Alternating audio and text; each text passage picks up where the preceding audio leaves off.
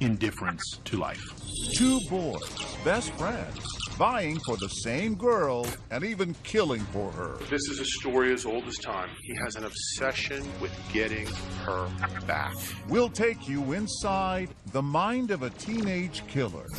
From psychotic secret journals. It sounds like the mind of a sociopath. They will kill your dog and then they'll help you find it. To surveillance cameras and the police interrogation room. I'm gonna be honest, I wanted to hurt him, like really hurt him. To caught on tape, buying a shovel, duct tape, and sleeping pills. A murderer's startup kit. One way or the other, that kid was dying that day. Two's company, three's a crime. Welcome to 2020 on ID. I'm John Quinones. It's been said that love hurts, and a high school breakup may be the most painful of all. For many teens, going away to college provides a chance to heal, to get away, start a new life. But what happens when someone can't let go? As Matt Gutman first reported in 2014, for three high school friends, jealous rage would end in tragedy on a desolate patch, a world away from where this innocent love story first began. It's a twisting obstacle course through swamp and thicket. Still, Carlos Aguilar knows this rutted drive like a father knows the contours of his son's face. It's a route he's driven so many times, leading to the site where the body of his teenage son, Christian, was discovered. This dirt track is getting narrower and narrower. It's amazing that anybody found this body. We've been following Carlos now for almost 30 minutes off of State Road 24 in the wooded wastelands of northern Florida. The road is not that bad. This road? Yeah. No, it's not that bad, but it's not easy. Yeah. Now you've seen this, you know that it was impossible for us, even with 500 people, to find it. This hard-working immigrant family from Colombia plucking weeds and wetting the earth with their tears considers this sacred ground. There's a cross with rosary beads. The name Chris is spray-painted on a nearby rock. He's like a father's dream. Yes, the name of Christian means a gift from God. So it was a gift from God. You said that God has been with you through the grief. He chose this cross for me. Life wasn't supposed to end here so soon for the 18-year-old scholar with the dancing eyes and the megawatt smile. What was your brother like? He was shy with people he didn't know, but once he got to know you, he would just open up. He would just start cracking jokes, start telling you things about himself, just any way to get you to laugh. He would try to find a way. So how did Christian Aguilar end up in this marshland, bound, face down in a shallow grave, what the cops call an enemy-style burial?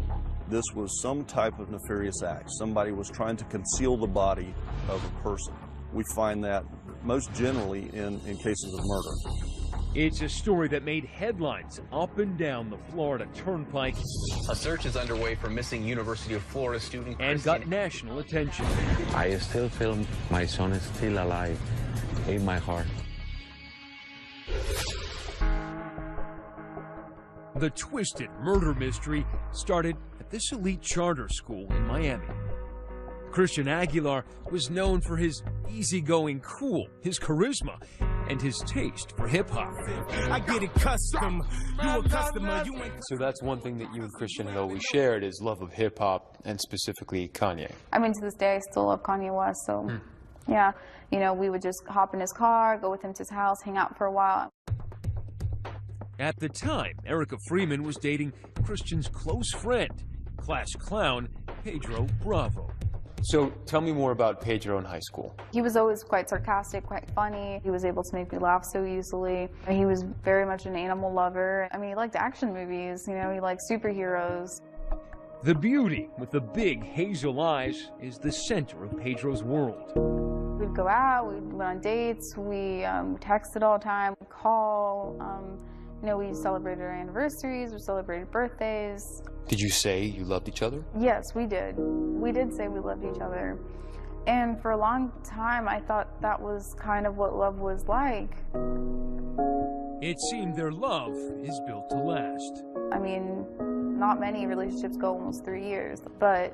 Especially not in high school. Yeah, it's kind of unheard of. Christian Aguilar was part of the couple's clique. They all go to prom together. But as graduation approaches, Pedro and Erica's puppy romance is almost over. At one point, you decided that this relationship wasn't working for you. Yes, I did. I had talked to him about it. I was like, you know, maybe we should go on a break. I don't think I'm happy. I felt like he almost manipulated me at that point of my life. Erica breaks up with Pedro, and abruptly, the class clown's laughter is replaced with tears. He was very emotional about it. He was very, you know, he cried a lot. He was very, I mean, it was not what I was expecting at all when I broke up with him. So when you broke up with Pedro, somewhere in your mind were you thinking, well, maybe I could start something with Christian?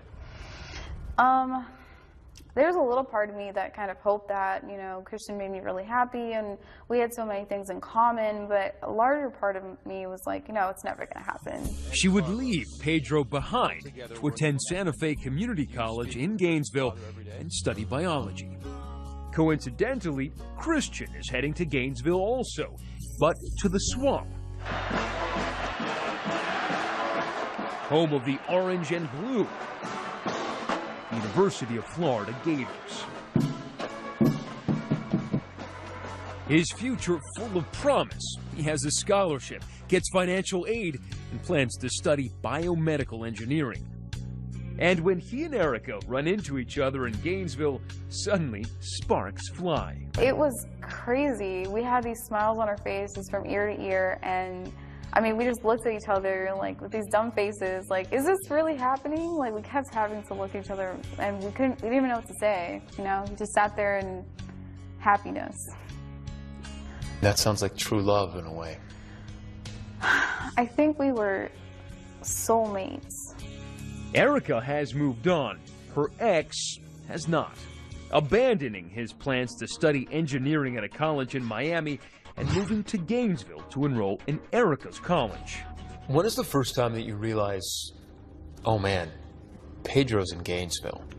He actually sends me a text message, and I'm kind of thinking, how this doesn't sound normal, you know? No one just packs up all their stuff and moves to a different city, you know, so far from their family. For a girl. No, it wasn't normal. Neither was the journal Pedro kept. A brooding meditation on his quest to win Erica back. No one will stop me, he wrote. I will get out of Miami and into Gainesville, and I will get her back. I just was kind of like, oh my God, what are we going to do? Should we tell him? Should we not tell him? Should we, you know, should we just live our lives and kind of if he sees us or meets us or something, we'll worry about it then? 2020 obtained that journal and sketchbook, which would prove central to the story. In it, Pedro's personal and meticulous self-help plan to get rid of acne, whiten his teeth, and even wear a red shirt because he thinks it will be more eye-catching to the opposite sex. His handwritten musings winding around seemingly unrelated sketches of cartoon characters, monsters, and sometimes sentimental doodlings. They almost looked like he could have been a cartoonist, you know? I mean, they were very beautiful pieces of art. His drawings, what kind of drawings were they? I just saw, you know, pictures of hearts. There was captions next to the hearts. You know, there were broken hearts and hearts in tiny pieces. Adding insult to injury, Pedro now hears through the grapevine that his true love's heart now belongs to one of his best friends, Christian. The journal revealing his increasing anguish. I feel as if someone stabbed me and I bleeded out and died. I want her back. Please, I'll give anything. It's September 7th, and this is the 34th Street Wall. Erica agrees to meet Pedro here. It's a place where for years UF students have come to paint graffiti, but this is an awkward moment at best because right away Pedro asks her if she's dating Christian. She says no. He confronted you with the pictures of you and Christian. He showed me a picture of me standing next to Christian, and I was just like, listen, we're friends, you know, we're hanging out, you know, we're not dating, we're just hanging out. But you lied to him. I did lie to him, yes. Why did you lie? I just felt like it wasn't the appropriate time to tell him that. You know, I don't want to push this kid at all. I don't want him to think anything, you know, that might throw him over the edge. But Pedro is spinning out of control. He's even been talking suicide. And then, curiously, he calls Christian for help.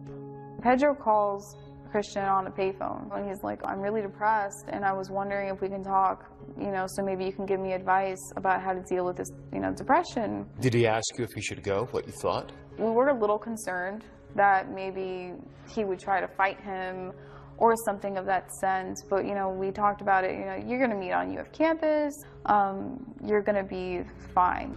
They met at The Hub, the college bookstore here at the heart of this throbbing campus of the University of Florida. What happened soon after will change 3 lives forever. I started calling him, I started texting him, he was not answering. I was kind of like, well, you know, I got to do something, I have to do something. Stay with us.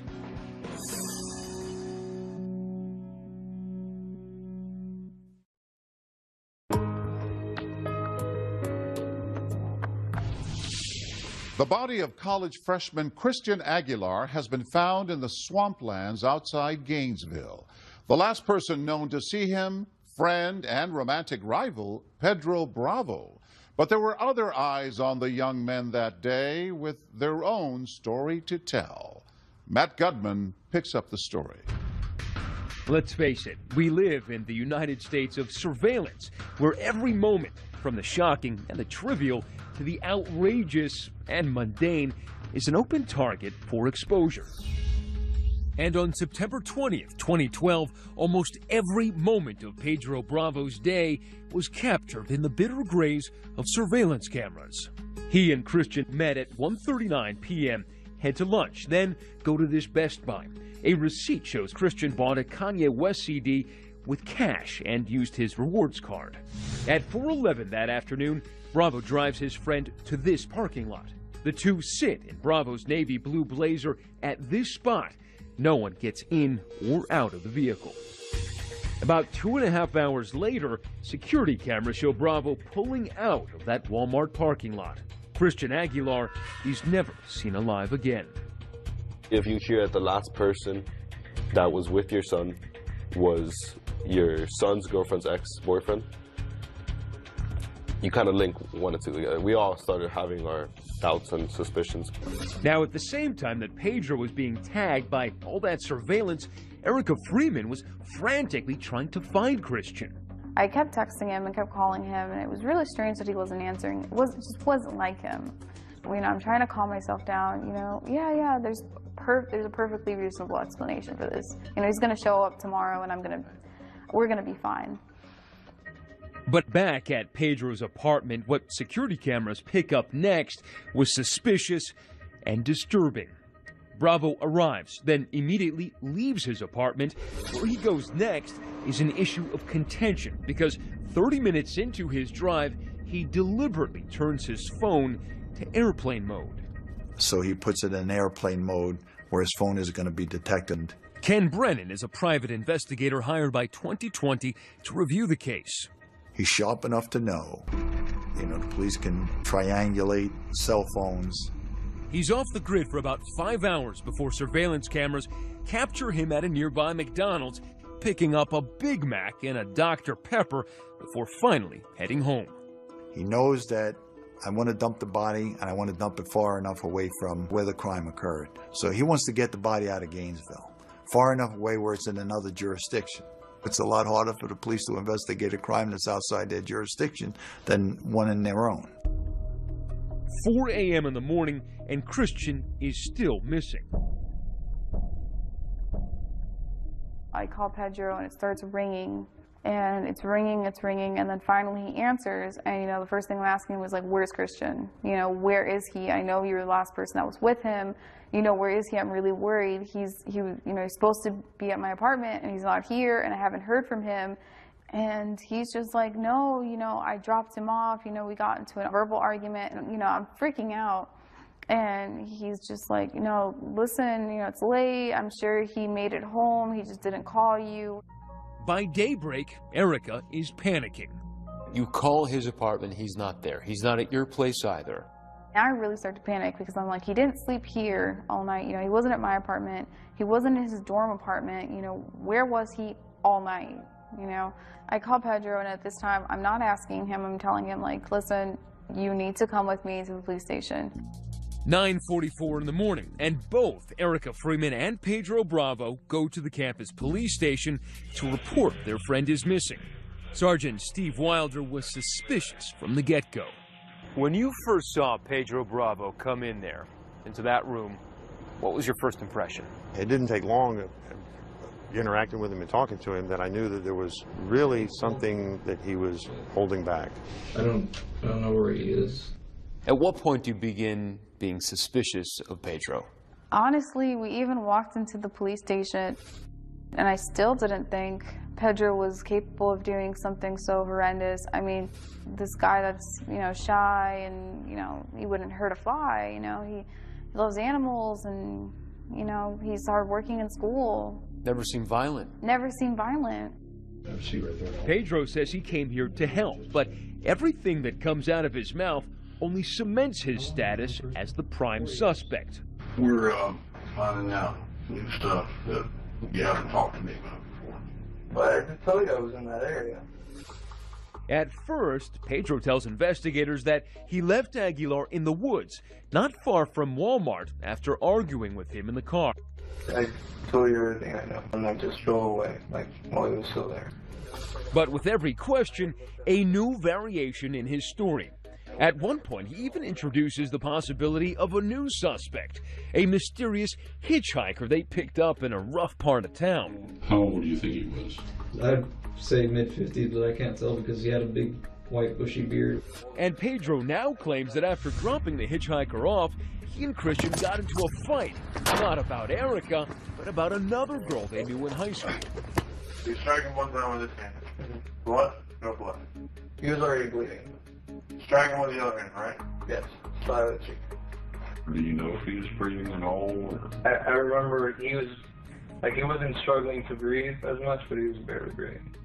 It had gone from, well, I punched him one time and made him get out of the car, to I forced him out of the car, punched him repeatedly, to I punched him repeatedly, landed on top of him, punched him again repeatedly, and left him unconscious, but still breathing.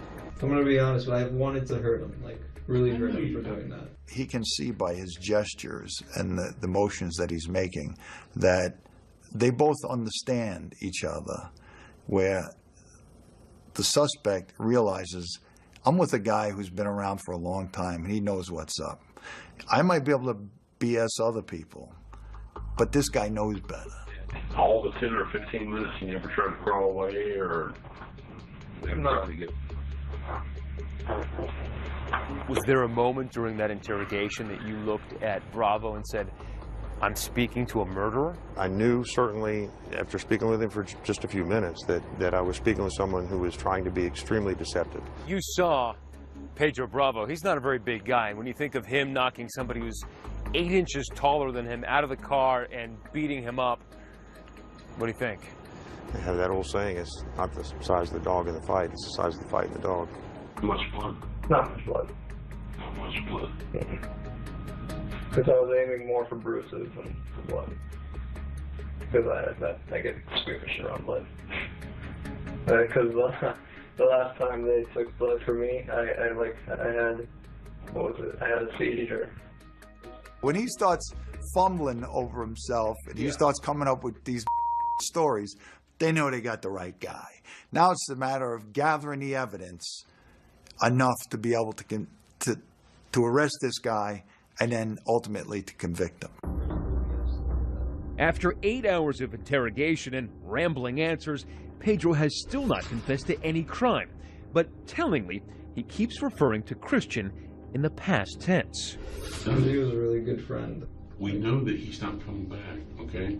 You know he's not coming back. Look at that again.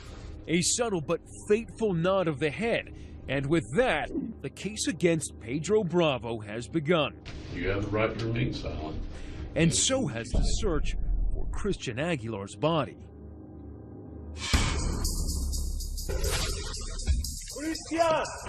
It was the largest and most publicized search in Gainesville history. Hundreds of people, friends, family, volunteers, even psychics, combing 10 square miles of woods and ditches in search of clues. I'm looking for people's heart that can come and help me. I'm looking for somebody that can walk with me. That's the only thing that I'm asking. God, today we come before you and we pray for the Aguilar family. Candlelight vigils pop up for the missing teen in Gainesville, Miami, the family's native Colombia. We had hope of finding him. I mean, it slowly started going away when you're reaching day 4 and 5 and there's no trace of him. So you knew that he was dead, but you were not willing to accept the fact that he was going to remain missing? Yes. 8 days after Christian's disappearance, even though no body has been discovered, the state charges Bravo with kidnapping and first-degree murder. It was strange for us to even come to terms with it, and as time went by, it was like nudging in the back of my head, you know, Pedro must have been involved, Pedro must have been involved, and it was sickening almost, just because, you know, we knew him for so long, and, you know, Christian was his friend, and I'm just there like, you know, crying, and we're just feeling like, you know, he's not going to come back. We're not going to ever see him again. Knowing that Christian's family and the love of his life are all in agony, Pedro still offers no information about his friend's whereabouts. Then, 22 days after his mysterious disappearance, 2 hunters in search of firewood found Christian's body in the swamplands 60 miles southwest of Gainesville. A body found east of Cedar Key. The Aguilar family tells us they feel like it's their son. They tell me, you know, listen, the search is over. You know, they found him. Christian's gone.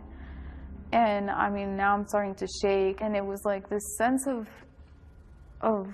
relief, and at the same time, this sense of overwhelming pain.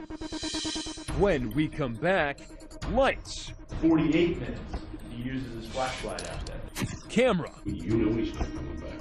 And courtroom action to prove how the young freshman taught himself Murder 101.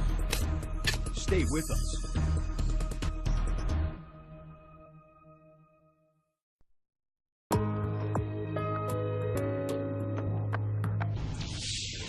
As life in the college town of Gainesville rolls on, investigators spent 2 years building their murder case against Pedro Bravo. Erica burying her grief in her studies. She was majoring in biology at Santa Fe Community College. During all this time, I felt like Christian was kind of near us, kind of watching over us. And I felt like he was there with us, trying to comfort us, trying to give us, you know, it's going to be okay. All rise for the jury. Let the record reflect that Mr. Bravo is present in the courtroom with his counsel. To be the truth, the whole truth, and nothing but the truth, so help you God. Yes. But when the trial finally begins, the defendant is very much on the defense. Charged with premeditated murder, kidnapping, and poisoning. As high school friend, you have student Christian Aguilar. In the trial of Santa Fe student Pedro Bravo. Pedro Bravo and Christian Aguilar were high school amigos. But all that ended when Christian swept Pedro's former girlfriend, Erica Freeman, off her feet. It was a very passionate person, very romantic. I love that about him. I love everything about him. I used to tell him, I was like, you know, the world can end right now, and if I'm in your arms, I don't care. Now, Pedro stands accused of murdering Christian, and it looks like there's a mountain of evidence to prove it. With all of this evidence amassed against him, he's got a very narrow opportunity to tell a story that's even remotely plausible. From the outset, the prosecution pulls no punches, painting Bravo as a jealous rival plotting revenge against his former friend. This is a story as old as time, a classic story, the Cain and Abel story, the elimination of a rival fueled by jealousy, hatred, anger. He has an obsession with her. He has an obsession with getting her back. Erica takes center stage as the prosecution asks her to recount her story.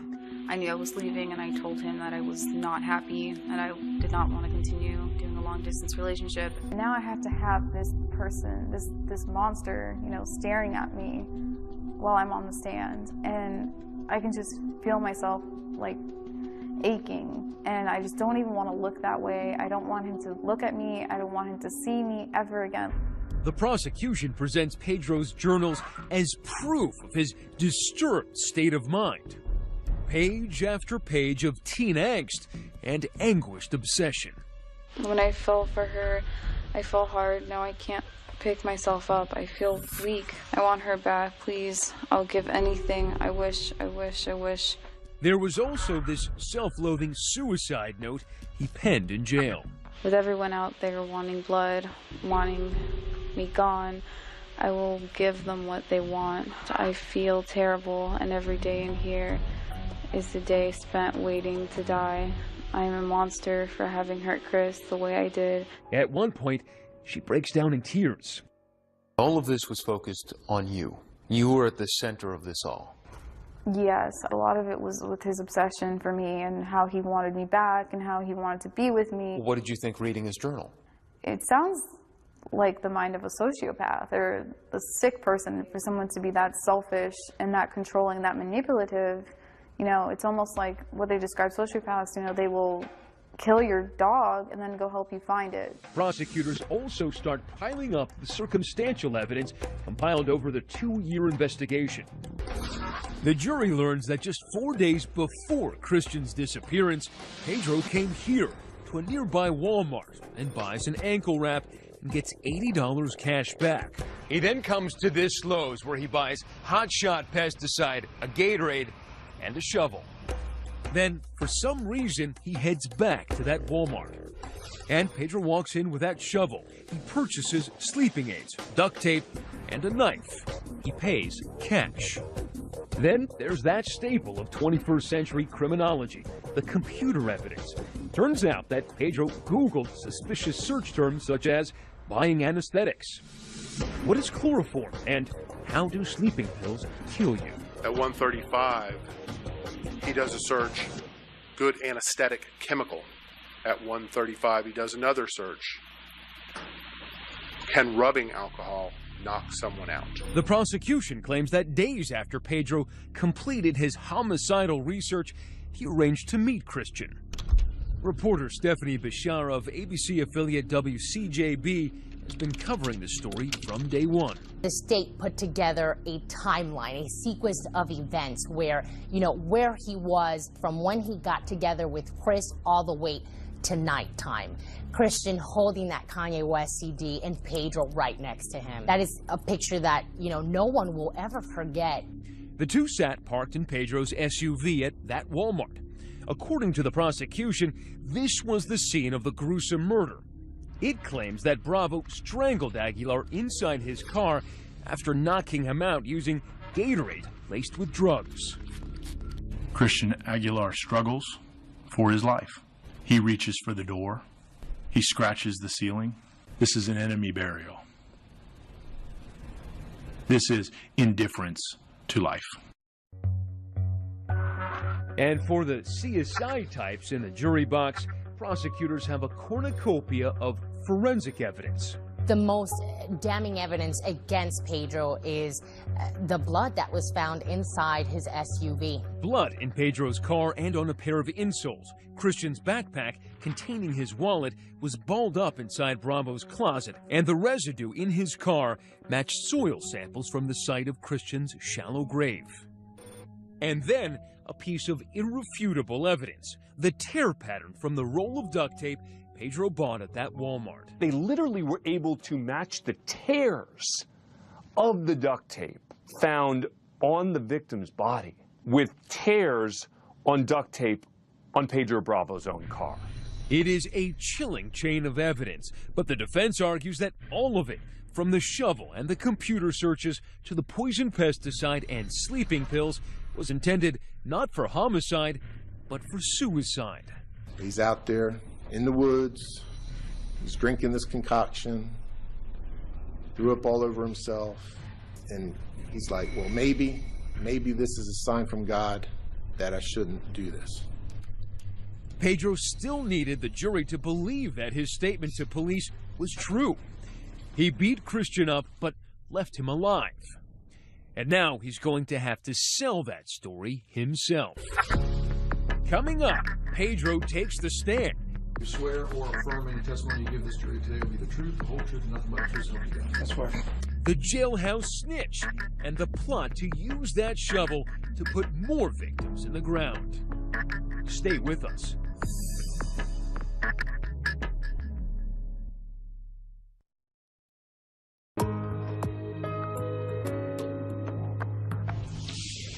In 7 days of testimony, prosecutors have presented evidence they say points to Pedro Bravo for the murder of Christian Aguilar. Defense attorneys counter that the only life Bravo wanted to take was his own. But this trial isn't over yet. A bombshell witness is about to blow open some closely held confidences and reveal a plot even more bizarre than the murder itself. Once again, Matt Gutman. What would a hardcore gang member know about the intimacies of a teenage love triangle? In this case, prosecutors claim quite a bit, as they called to the stand a prisoner with the improbable name Michelangelo. With gun, drugs, and kidnapping charges to his name, he's a true Renaissance man of crime. Are you a convicted felon? Yes, sir. Do you know how many times you've been convicted? 9 times. The plot thickened with Michelangelo's testimony. The felon shared a cell with Pedro Bravo in the fall of 2012, and when they met, Angelo dispensed with the small talk. You know, I was like, you probably killed that kid, you know. And what was his response to that? He really didn't answer, you know. Later, when Bravo does speak, it's of his 2 main preoccupations, writing and death. He'd asked me, you know, to borrow a pen and my shoelace. And I asked him what for, and he said so that he could write a suicide letter to his parents and to use the shoestring to kill himself. Bravo was put on suicide watch for a few weeks. Angelo says when the young man returns, Bravo has shifted his mindset from suicidal to scheming. Now he's concocted a way to walk free. What did you think it was? A way to basically get the charges thrown out in this case, or get the charges dropped against him. And did you believe it was offering you money to help? Yes, sir. Bravo's plan was to use Angelo's outside gang contacts to commit murders similar to Chris's to make it appear that a serial killer was on the loose, thus leading suspicion away from Bravo. Was it ever brought up about the shovel and what you would need to do with the shovel as part of the plan? The prosecutor keeps digging for more details, specifically about that shovel Bravo purchased. I would have to go get the shovel to, I guess, copycat that murder to make it look like somebody else had did it. But Angelo has a plan of his own. He cut a deal with prosecutors to become a jailhouse snitch, earning Bravo's trust and extracting incriminating details like these. He said that he was going to try to poison him with a mixture of sleeping pills and pesticide mixed with soda. And his backup plan was to have a knife, you know, to cut his throat. And his main plan was to choke him with a moving strap. Eventually, Michelangelo completes his masterpiece, a full confession from Bravo on the Aguilar family must now endure as the last moments of their son's life play out in graphic detail. He told me that he, you know, basically put a moving strap around the kid's neck and braced himself against the seat. He said that he remembers watching the radio, the clock on the radio, and said it took like 13 minutes for the kid to, you know, I guess die. Did he ever make any comment to you about security guards at Walmart? Yeah, he At one point he said that he kind of got freaked out because while he was holding onto the strap that the security guard had rode by. Angelo is a full-service snitch. He even leads cops to the hidden location of that now infamous shovel. Did he in fact tell you where the shovel was located? He said a wooden walkway bridge type thing.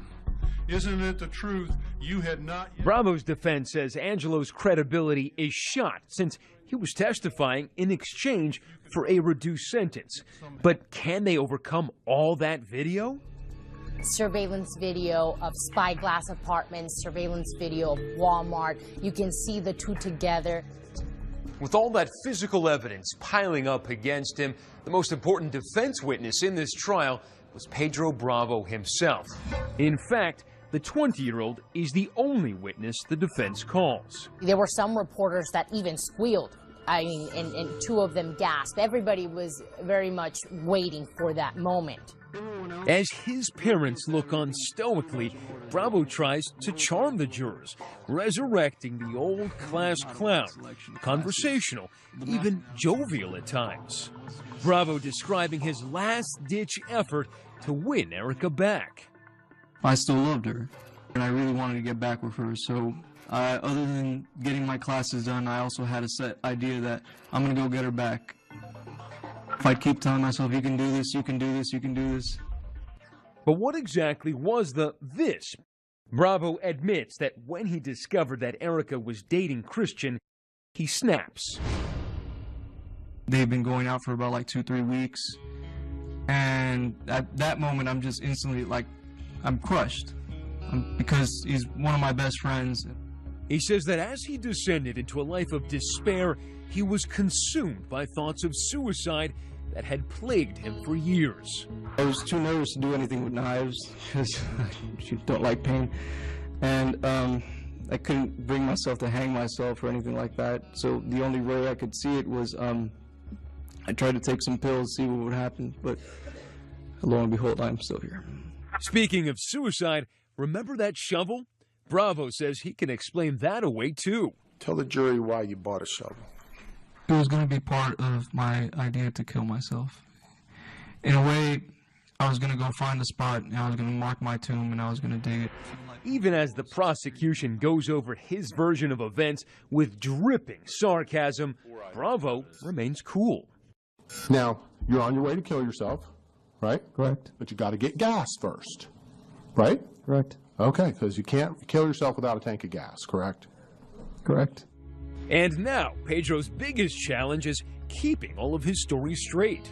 It seems like Pedro was changing his story to make it a little more believable depending on the evidence out there. One piece of testimony that Pedro tries to finesse deals with the end of his encounter with Christian, the alleged scuffle that began inside the SUV as the two boys argued over Freeman. His friend's nose now bloodied. Bravo claims he pulled in here behind this motorcycle shop. Now, the two start fighting. They tumble out of the car, and at this point, he claims things got really heated. As I exit the car, he comes up and something went through my head, and I got mad, and I basically pushed him. As I pushed him, I followed behind him, and I swept him off his feet. As he fell down, I fell on top of him as well. Bravo claims that's the last time he ever saw Christian. He was alive and above ground.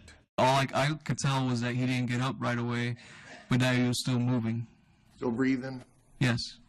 He just left his best friend there. It would make sense he just wants to get away from that and drive a little bit.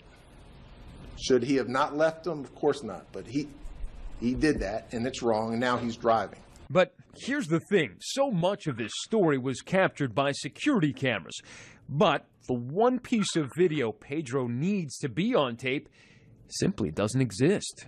We don't know of any surveillance video that shows the two had an encounter or a fight. No video, and for 22 days, no Aguilar, until his body is discovered face down in that shallow grave, buried, as cops say, enemy style. The defense really tried to come up with a credible story. Now, do we believe that? I'm not sure. But what does the jury believe? We're about to find out because as we're conducting this interview, a voice from the courthouse calls out. Like Pedro wrote it. Let's go. We got a verdict. The verdict is next.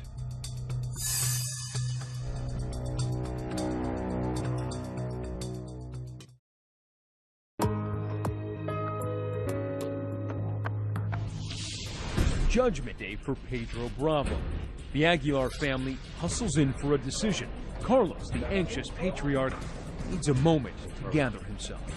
Everybody is starting now to move back into the courtroom. Christian Aguilar's family has gathered here en masse. All day, Carlos has looked very calm. But right now, this is the tensest we've seen him. This is the culmination of 2 years for him.